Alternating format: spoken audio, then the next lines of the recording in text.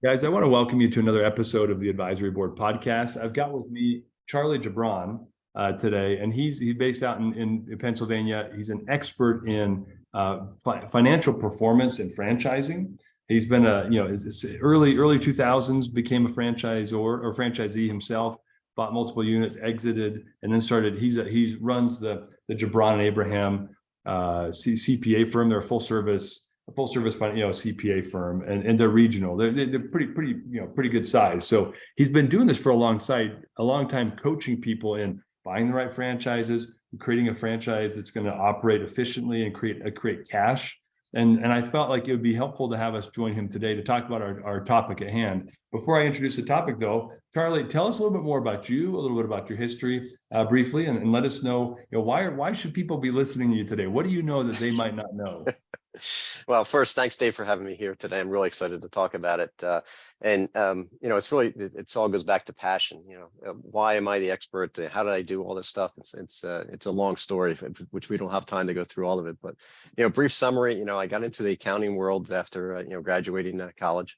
Love the numbers. But as I was growing up, there was, a twinkle in my eye that I always wanted to try to get into franchising. And when an opportunity, came about in about 2002, 2003, my partner, a good friend of mine from college, and we signed the papers to open up 3 Dunkin' Donuts and a Baskin Robbins. Why? The product. We liked the product and we liked the name. It was so cool being able to open that place up because it's a place that no matter where you went, whether it be California, Seattle, Washington, Canada, people knew the Dunkin' name. And so it was a major brand. Yeah. So, kind of using our knowledge of, business at that point, we ended up opening 2 and learned a lot, from operation standpoint, how to build, things about insurance, leasing, legal issues. And when we eventually did sell the 2 stores in 2012, I just continued to work with other franchisees to, build out their networks the best they can, and provide a lot of the knowledge that I learned on my own. So now, as people are new into whatever franchise it is, I'm able to utilize the accounting history that I've had, because during the same time, I continued to build the accounting firm, and and still running a pretty good operation at the store level. So put all that experience together, I have a lot of knowledge to share. So that's what I'd like to do. Love to talk about it and help people succeed. Yeah, well, and I didn't mention this already, but we will as we transition to the topic. But you've got a book that you've written that's almost done, right? It's getting close. It's called Franchise Fortune. So Right. franchisefortunebook.com. So if people want to check that out, you're going to be going live with that pretty soon. But that's the whole crux of the book. This is why you and I are talking today, so that people really ought to get your perspective on having been an operator, having been the person that's consulting people to buy. You're not selling them franchises. People just come to you to validate and vet the franchise opportunity to make sure it's a viable opportunity for them. So you have such a good and deep understanding of what it takes to operate a successful franchise, how to exit a successful franchise. We did a great episode on that with Tom Spadia, if you know him, where we talked about what do you do as a franchisee to prepare for the exit, or a franchisor to prepare for the exit. There's more Zor focus, but I think this is going to be really insightful. So let's introduce the topic and let's jump right in. What we want to talk about today, guys, is how to help your franchisees succeed from signing to open, right? Like, so much effort and energy and money that goes into marketing to get a successful franchisee to sign a franchise agreement, right? But once that franchise has been awarded, there's a bit of a gap sometimes. It's a kind of a magical gap that can make or break a franchise, from signing to open. So Charlie, as we introduce this topic, let's talk a little bit about surprises, because you had a lot, right? But especially, let's talk about brick and mortar. Let's talk about home-based. There are a lot of gaps and surprises that franchisees run into that if they can't get through them, they're going to be a little bit embittered and frustrated and underperforming from day one, right? So talk about that. You've had some great experiences in that area. Yeah, no, it's, go back a little bit to what I was saying is, obviously we did do our due diligence before we opened it. And that's the important thing too. Before you sign that FDD, you want to talk to as many franchisees as you can to get the one main question: would they do it again? because, that's normally the case, to see whether the franchisor really is the type that you can work with, that will support you through your endeavors, rather than just be there to take your money in the beginning and kind of leave you alone. But Yeah. once the FDD is signed, there are a lot of things that happen that you don't necessarily know before. As with us, we just said, hey, we're going to open a Dunkin' Donuts. This is going to be great. This is going to be easy. We're going to find a location and no big deal, and we'll be up and running. And that didn't happen, because, either A, we were getting beat out by some of the bigger stores. I mean, Starbucks was, everybody wanted them on their corners, not us. Why? Because Starbucks was a corporate owned store versus, Charlie, who only had X dollars and, with no experience at that time. So, if I'm a lessor, who am I going to lease to? I'm going to go to the corporate money because that's almost guaranteed. Yeah. So, that was a struggle, because we, spent a lot of time and energy and money to identify that location, sitting out front, looking at the car count, and making sure the cars are coming on the right side of the road. I mean, Dunkin' at that time, they were not necessarily opening up inline stores. So you had to have a freestanding or end cap. And, there were only so many of those places, and we were in a geography. So when, any franchisee, as he starts to look for actually, when he looks for the actual franchise that he wants to get involved with, he needs to know, like, what he's getting himself into. What are going to be the parameters, and what are going to be the obstacles? We ran into issues just once we did identify a location. Then I'm doing something I never did before. I have to find somebody to build out my location. And now, I have a loan, and, well, how did I get that loan? Well, I had to do projections, for the SBA. So, I had to hire somebody else. So all of a sudden, you sign the FDD, and the dollars are starting to flow out, but you have nothing coming in, and you don't necessarily have an out, time to be able to say, well, definitely within 6 months, I'm going to be opening, because, oh, wait a minute. For us, as I indicated when we were chatting earlier, was that, our zoning board sued our supervisors, or vice versa. I forget at the time, but, the township sued themselves, which then wastes their money. But also, my attorneys had to show up and defend us and try to get us. So all of a sudden, what should have been a great time and is really exciting was a lot of, heartache, because I'm like, when's it going to happen? And, we didn't know. And that was the hard part. Well, let's talk about that for a minute, because I mean, and just so everybody knows, what's a typical, for a Dunkin' Donuts at the time, what was a typical signing to open time frame? It can range for us. I know. Well, we're going to talk about what yours was, because it wasn't typical, I don't think. But what's a typical? Is it like 90 days, 180 days? Like, what is it typical? I think after the FDD is signed, if you're an existing network guy, you probably already have locations identified within geography, and you can get them open pretty quickly, I should say. I'm going to say probably 6 to 8 months. Okay. I have one guy that had a location that sat just with the shell of the building for over 2 years, because midway through he ran into some issues with the township, and they dragged their feet. There was no urgency on the political side to help you open, so you have to kind of bide your time. Yeah, that's an interesting point. For you guys, it was 2 years. Is that right? About two years. Yep. Yeah. So, as the franchisor thinking about franchising, especially when we're talking brick and mortar, because this is an increasing challenge for people to find the right location. I think people are building a little less commercial property after the COVID, and so now it's harder and harder to find an end cap. It's harder and harder to find some sort of building you can put your franchise location into that's going to be compliant with the corporate regulations. So what as a guy who might be coaching franchisors right now about, okay, this gap period, what would you advise them? Like, how can a franchisor maybe start to build a playbook or a plan or a support mechanisms to help their franchisees not struggle so much, and also be educated about that? What advice would you give them, Charlie? Well, it's kind of an interesting topic, because of the fact that, I think the larger franchisors tend to lose that because they get too busy, and they really then depend on their local market guys to assist. And but I think the smaller guys, as they grow, they should be more involved with assisting with those locations, and really get to know the geography that somebody's getting involved in. It's easy to say, I've never been to Arkansas, but I'll just pick say some county there and say, all right, well, I'm going to say that geography, and you have 2 years to open up something.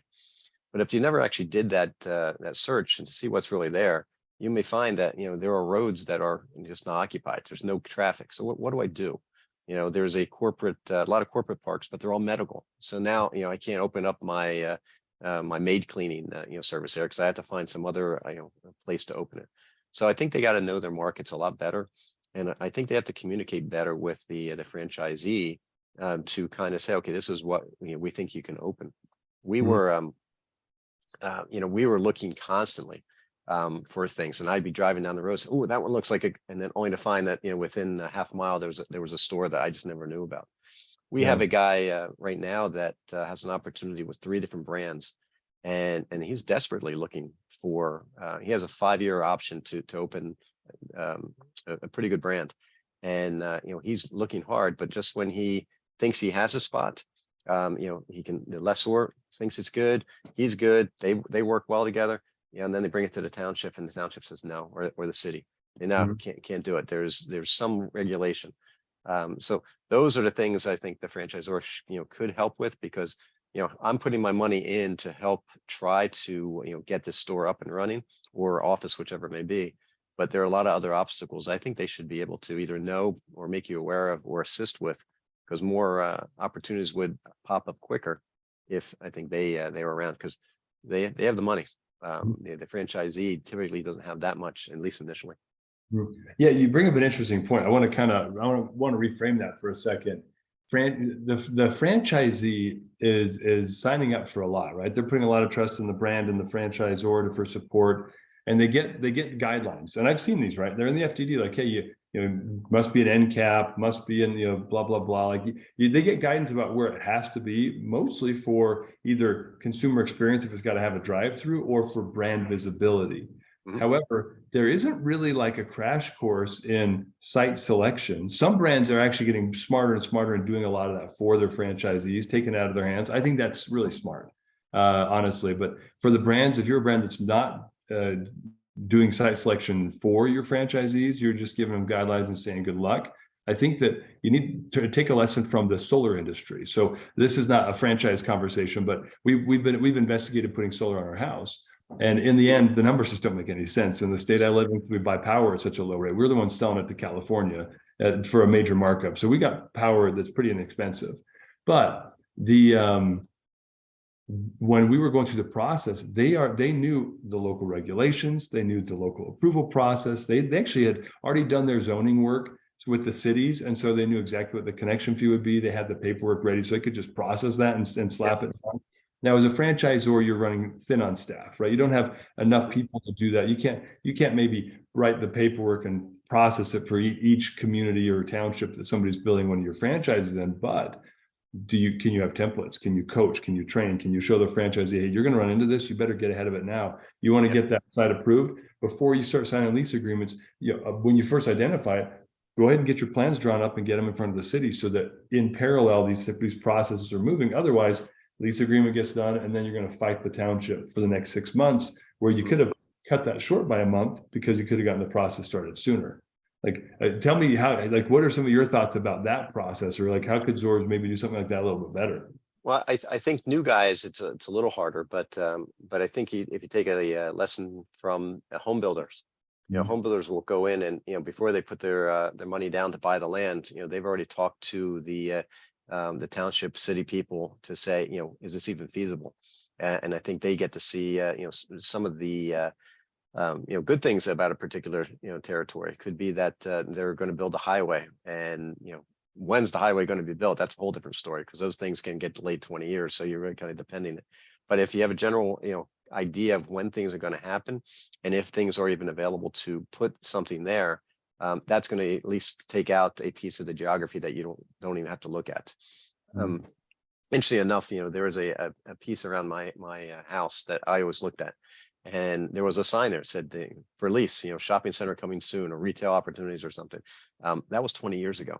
Yeah, that sign's still there. It just never got developed. And so even when that was the first thing I would do is call and say, hey, when, because when it could be, they just don't know.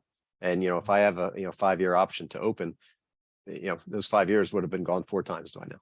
right? So Yeah. I think you have to, you take the time to, meet the local politicians and see what's going around.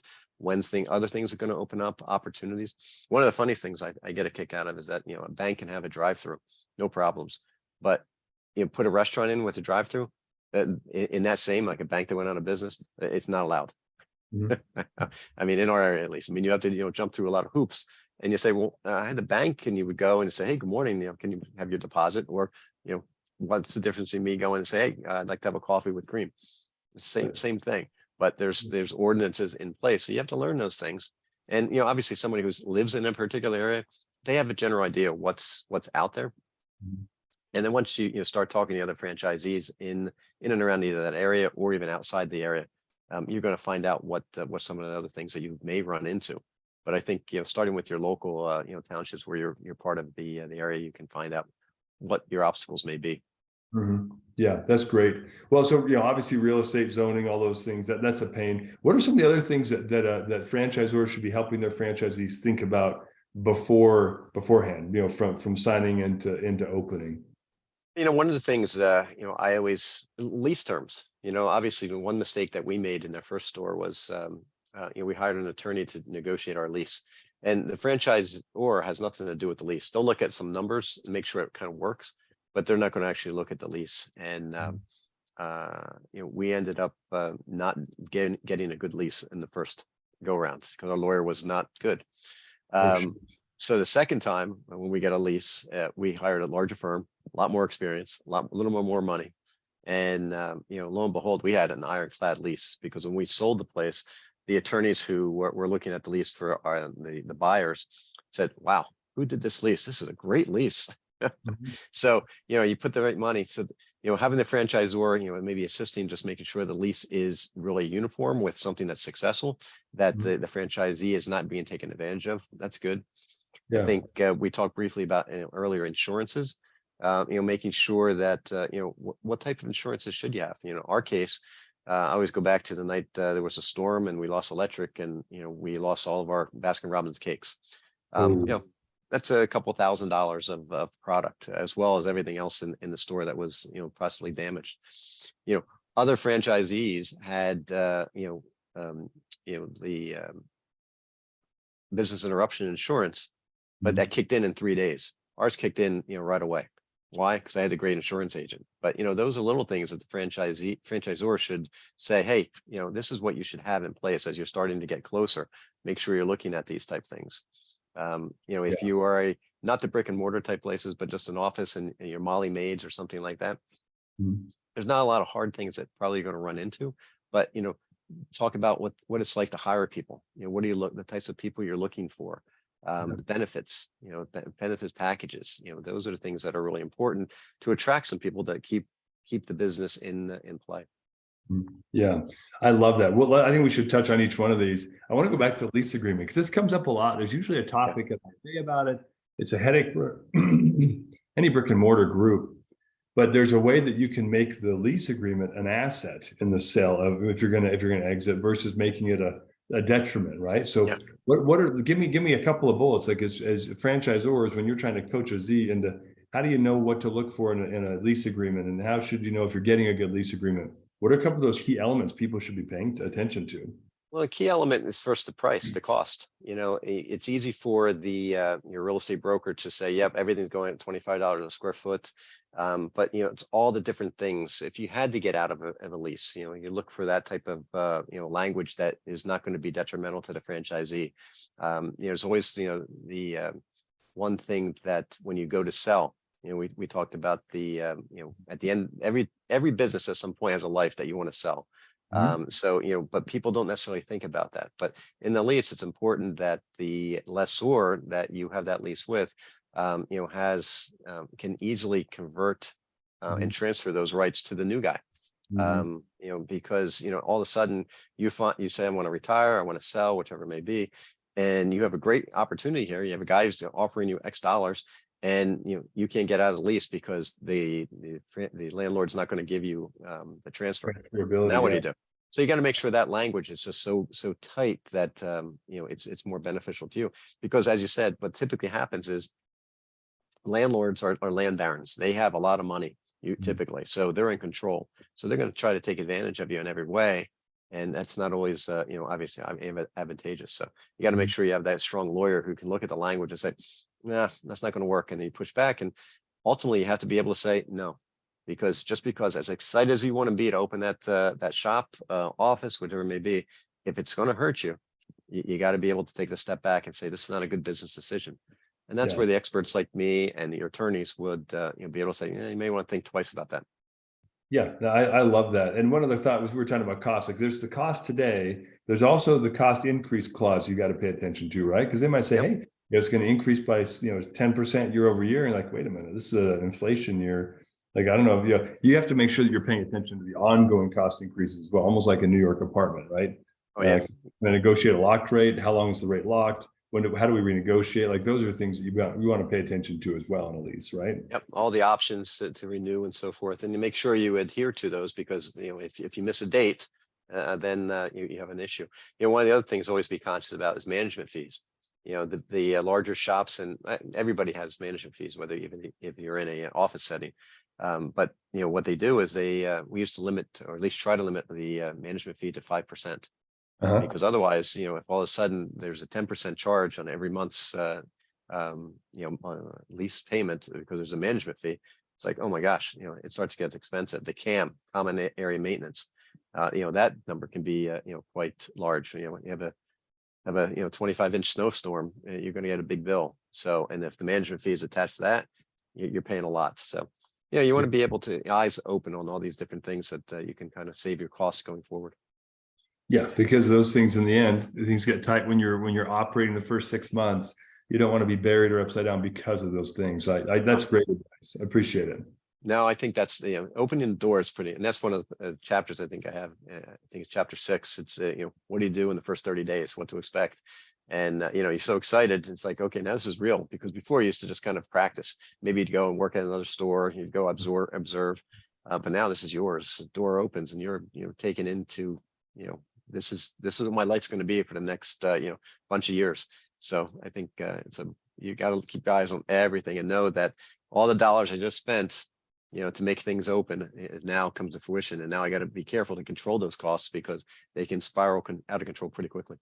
Yeah, let's talk about that. We talked about insurance guidance that Zora should be giving their franchisees, hiring the right people, benefits packages. I want to go back to insurance for a second. Then I want to talk about that first 30 days for a couple of minutes, because I hear this quite a bit from franchise owners, and also even from franchisors, that, hey, they do great when we're in grand opening mode and we're training, we're recruiting, and then we turn over the reins to them, and then immediately it starts to dip. Immediately, right? And there's a part of me that thinks, well, then why did you hand it over that way? Like, maybe you should think about that process a little bit. So let's come back to that in a second, but bounce back to insurance just for a second. What are guidelines that franchisors should be giving their franchisees about insurance? One, you talked about business interruption insurance. Any other nuggets there you would just say, franchisors, coach them on X, Y, and Z?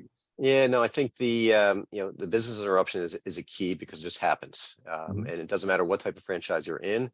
Whether it's just a service business, if it's a food business, anything, it's going to happen. So you got to have that. I think EPLI, which is basically employee protection liability, that's an important one, because now there's so many chances of somebody suing. It could be a customer who is harassing one of your team members, and we got to make sure that is in place to protect your investment.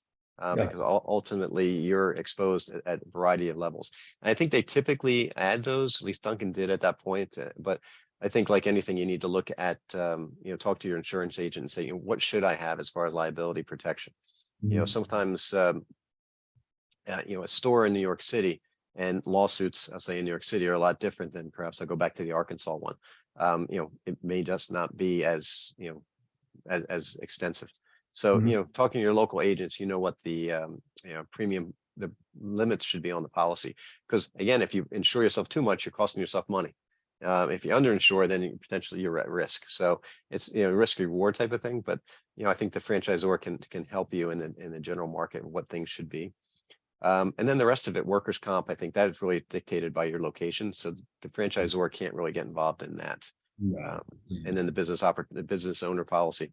That's again, I always rely, got to have a good insurance agent. I think that's really the key. And a lot of people go to their friends and maybe some people you see advertised, but I always go back to, had a colleague years ago, and again, not in a franchise setting, but the guy had been to his house many times, the insurance agent, and all of a sudden his, I think he had a problem with the sump pump and his basement flooded. Mhm. And so he called his agent up. He said, "Hey, I got a sump pump, it died. Now it got damaged in the basement." And the guy said, "Oh, you don't have coverage for that." I said, Oh, no. Wait a minute. You're my agent and you've been to my house. Why didn't you make sure I had that?" So I think it's important from a business standpoint that you would develop a relationship with, I Mm, say your pros and your lawyers, your accountants, and your insurance agents. So they yeah, really look at your operation to say, are you protected? yeah. And the franchisor can give you some guidelines, which is good. But I think it always only also boils down to the fact you hire somebody who's good, like as I did with the attorney for the second lease. You're going to be protected because they know the industry, they know what you're looking at and where you could be at risk. Yeah, I appreciate that. And I want to reiterate just something you said. You've got to not just get to know, but make sure you've got the right pros, right? So Yep. I've got some great friends in the industry that do all of those things, right? Obviously, you guys run a great accounting firm, a good CPA firm, but insurance and legal. And I've got great friends in the industry that are experts at those things. Wade at Rycor, like that's what he does. He consults people and helps franchisors say, nobody has this policy. Where is your protection, right? You need Yeah. people like that. They're going to operate and think from your corner, Yeah. not from the corner. I just finding partners, real partners, is I guess what I would advise on that. That's that's a great name, the partners, because that's really is what they end up being. We our agent actually he retired now, but and he actually when I sold, I brought him over here to the accounting firm. He did some of our insurance work there, Yeah. but he actually sat down with us and page by page, he'd tell us what coverage we have, what's included in the premium, and I was like, really, I need that? No, our whoever the company was that was covering us, they said this is included because this may happen. Hopefully it doesn't, but it may happen. So Mhm. those are the good ones. We're always looking out for you. Yeah, I appreciate that. Well, I promised we'd come back to it. So let's talk for a little bit about, so door opens. Mhm. The corporate team has been helping with the grand opening, with the marketing, with the training and all these things. But the next 30 to 60 days are usually, I would say, what the roughest, right? Because Yeah. now it's all you're in charge. It's like I was talking to someone who just had a baby, and we've got 4 kids and they're all teenagers now. And they're almost all grown. But I still won't forget that when we had our first kid, and he had a little bit of a health issue. So we had one night in the NICU, and then they're giving us this baby and say, okay, now good luck. And I was terrified, right? It's kind of similar, I think, in franchising. You're like so excited, so excited. You got the nursery built. You guys have been decorating the franchise, you've been doing the marketing, and now they're like, all right, here are the reins. Good luck. Yep. What were some of the challenges you guys faced in the first 30 to 60 days after you Well, opened, Charlie? first, I can personally relate to the baby story because I felt the same way. I was like very excited, and all of a sudden they said, "Okay, we're at time to go home." I was like, "Really? How can I do this?" And it really is. Can I stay longer? Right? I tried. My wife was ready to go, but I not me. But no, it is a lot. It's I often call it our baby. It truly is when you open it up. It's exactly like that because the franchisor will give you a lot of support in the beginning, but now the employees that you hired, you may have hired 50 employees because you're going to keep 15. I remember one of the young ladies that we had hired seemed like great personality. Had a lot of probably like a high school kid. And we opened up, and I think day 2, she was at the register, and she went to give change, and she struggled. And after the customer walked away, she said, "Yeah, I'm not too good with math." I was like, "Okay, this should not be on the register." So one of the things I think is important is, and one of my favorite phrases, aces in their places. You got to identify, you've hired these 50 people or whatever it takes, but now you got to really identify in the first 30 days, who are the keepers, and then what are they strong at? Where is the best place for them? Because there are a lot of people who are very personable, and they should be our first, counter, frontline counter people. You look at a Chick-fil-A, a little different than a franchisee because it's owner operated, but they are always smiling. They always ask your name for the order. There's a process to what they do, and they Yeah. are delightful to work with. You very rarely, they may have a miserable day, but you never see that. So, you want to make sure when you've hired those people that you obviously want good people, And I always say it's an extension of your personality. So, if you're just always nasty and you hire nasty people, it's not good to have somebody taking, hello, thanks for calling, Molly maid, and they're nasty. Yeah. They're going to hang up. So, Yeah. you want to be able to a little bit of the extension of your personality, because, that store is going to take it. And I think that was one of the major things is hiring people at that point.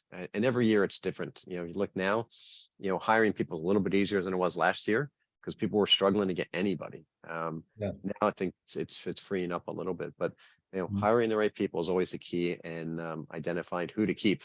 And just know that you have to have the opportunity and the hard conversation that you may have to let somebody go.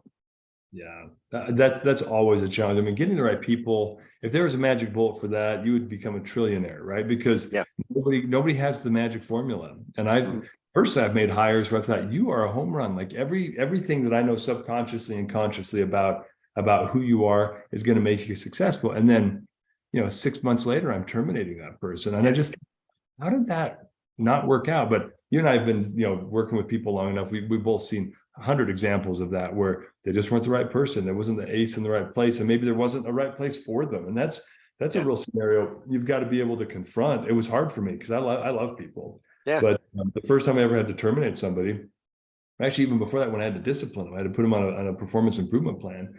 I remember it was super hard emotionally, because it's like, this is really going to hurt the relationship. And in the end, it actually made it better.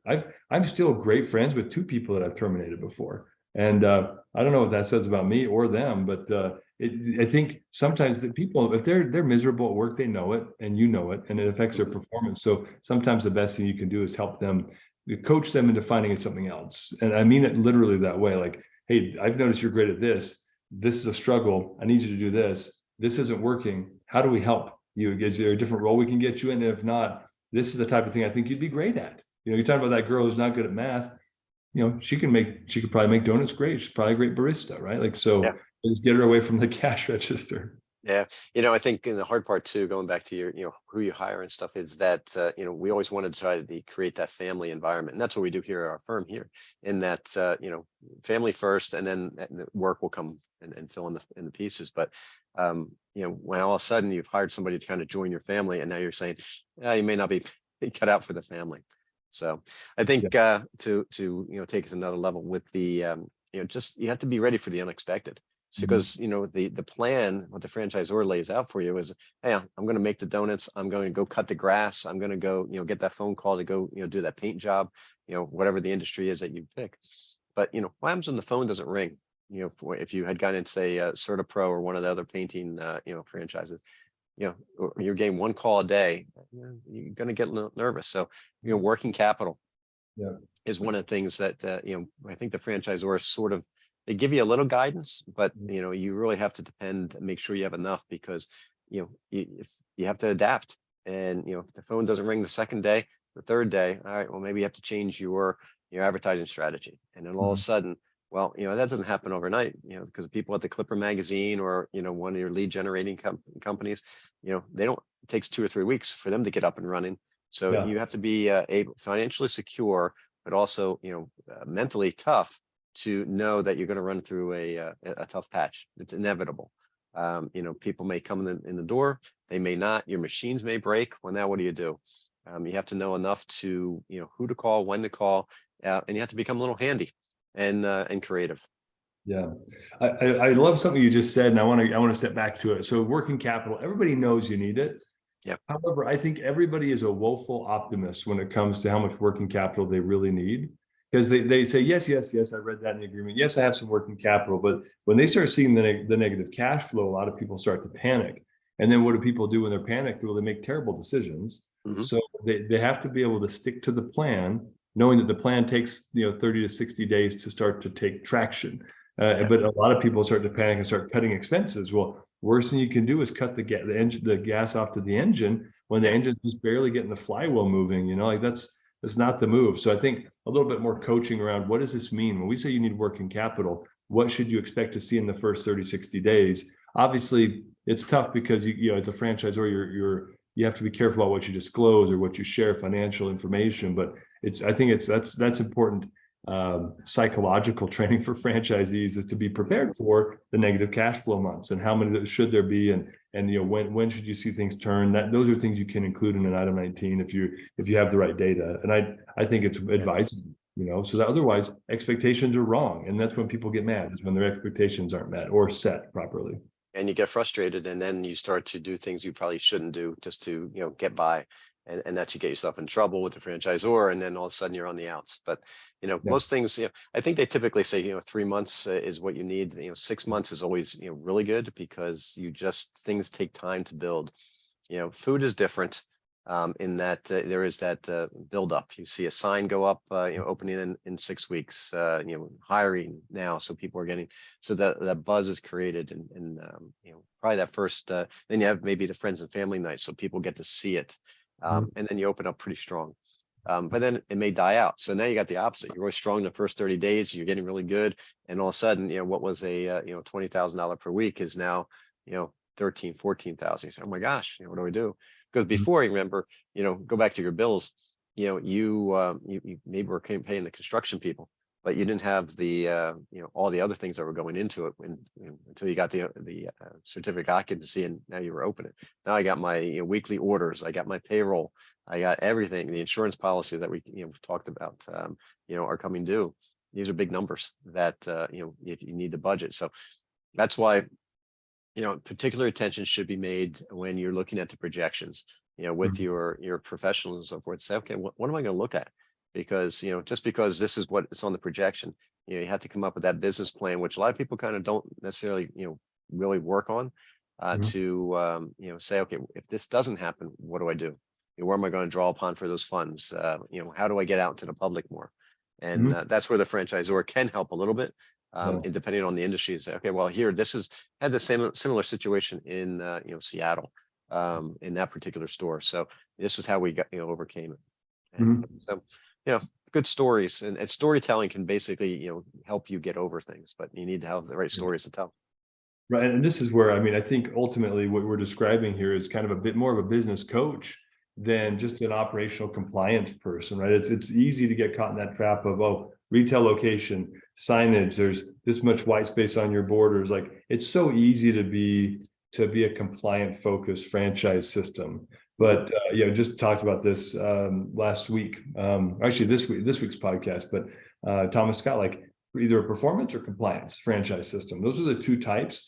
And a compliance franchise system never performs the same way that a performance franchise system does. So what you're describing here is performance coaching. Like, I need to have people that are capable in my field support team of looking at the numbers with the franchise owner and saying, hey, I'm seeing that your food costs are spiking, your labor costs are diminishing, like, or whatever, right? Like, you should be able to monitor key metrics like that in a food service restaurant type business. But if you're not paying attention to those, if the person doing the field coaching isn't capable of coaching and spotting the trend and giving a little bit of a warning light, the franchisees, you can't always assume they're going to see that, or they might see it and make the wrong adjustments.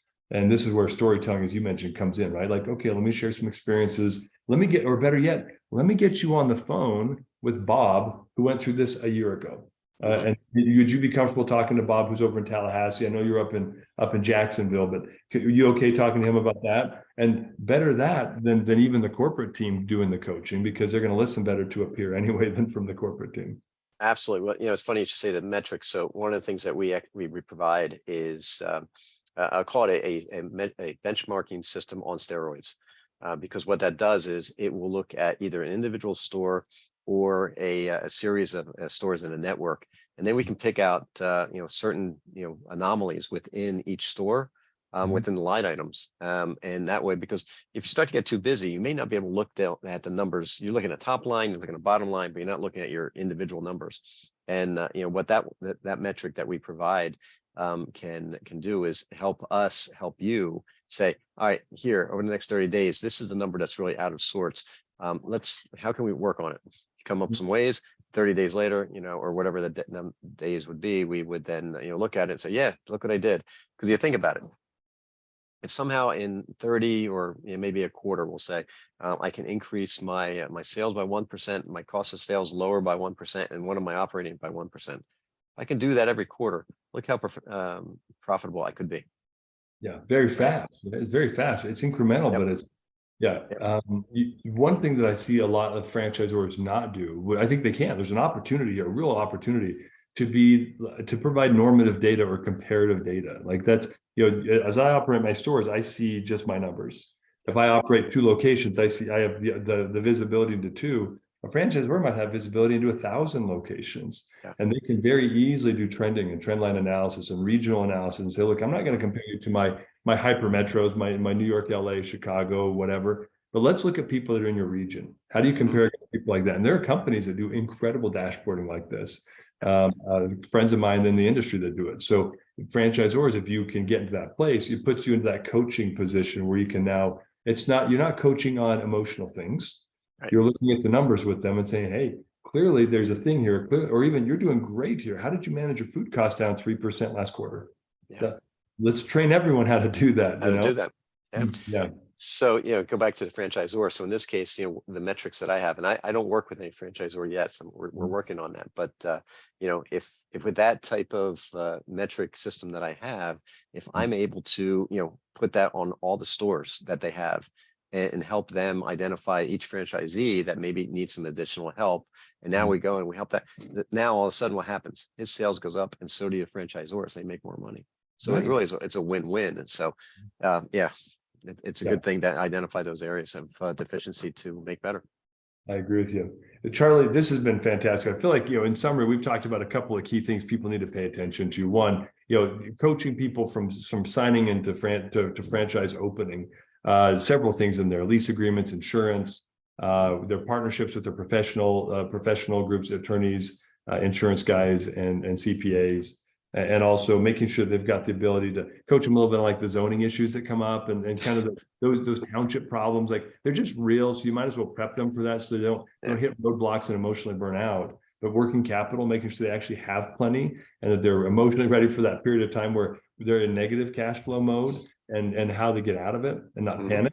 But then also we talked about helping them be prepared for unexpected conditions, staffing, hiring, firing. And then I love this conversation we had at the end about business coaching versus compliance management, right? Like helping your coaches be prepared with the right metrics so they can legitimately coach people and even point them to the right place, introduce them to peers that are maybe doing much better in an area that they're not. Yep. I always say information is power. So if you're able, and I think that's a quote somebody else probably came up with, but if you have the right information, it can make it very powerful and create a great opportunity and some other things that can happen. So yeah, pretty cool. I agree with you. Well, Charlie, thanks again. If people want to connect with you, what's the best way for them to find you? Best way probably is my website, JebranCPAS.com. My email is c.jebran@JebranCPAS.com. Or you can obviously reach out to us at our franchise, fortunebook.com, and I'll be more than happy to get a hold of you and have a great conversation. Yeah, well, you've been great. Just like this conversation today, guys, I'd expect something very, very in-depth from Charlie. Thanks again for joining us on the Advisory Board podcast. Dave, it was great being here. I can't thank you enough for having me as your guest. Yeah, well, you're welcome. Thanks, Charlie. Okay. All right. Have a good day.